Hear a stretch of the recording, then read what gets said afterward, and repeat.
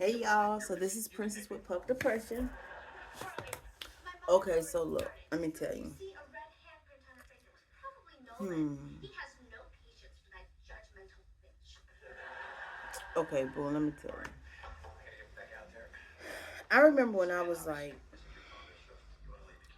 16, 16, I went to Job Corps because I was in a group home. I didn't have anywhere to go. So I ended up having to go to Job Corps. Job Corps was in Albany, Georgia. Child, I used to get drunk and have random sex. Oh my God. Okay, that's neither here that, but it's true. I really, really did, honestly.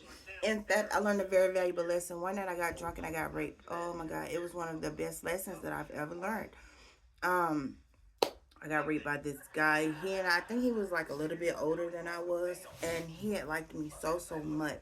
Now, he and I had a conversation the next morning about it because I'm like, wait, what happened? Like, what? And he was like, yeah, I did, etc., etc. And I'm like, it was very conflicting. I took ownership of partial 20% solely because I got drunk and passed out. That's it. The rest was all on him. Do not misconstrue what I'm saying. What I'm saying is that what he did was wrong, yes, but it also doesn't take away from the fact that I got drunk and passed out. It taught me to make better decisions at a very young age. I learned a very valuable lesson. And so from there, I ended up going to Baltimore, okay, because I ran away from Job Corps, and then I ended up going to Baltimore. And I went to Baltimore with this girl who was going to Job Corps with me. She met some dude online that was a truck driver.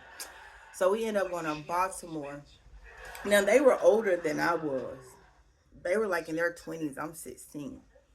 And so I met this guy named I met this guy that said he played pro semi football for like I think it's like the Baltimore something. Child, he tried to get me pregnant. I'm like, oh baby, you is wicked. You tripping. You won't get me pregnant. What is wrong with you? So the people I was living with, I think the boyfriend wanted to sleep with me because he was like, she here, she can't do this, she can't do this. So I end up going back to Georgia. So when I got to Georgia, I went to my dad's house because I ain't had nowhere to go. Right. But before I went to my dad's house, I ended up going to this boy that I was talking to when I was in a group home. I went to his house. Okay. And then this man that I was talking to before I went to his house came to pick me up to take me to my dad's house that was like an hour away.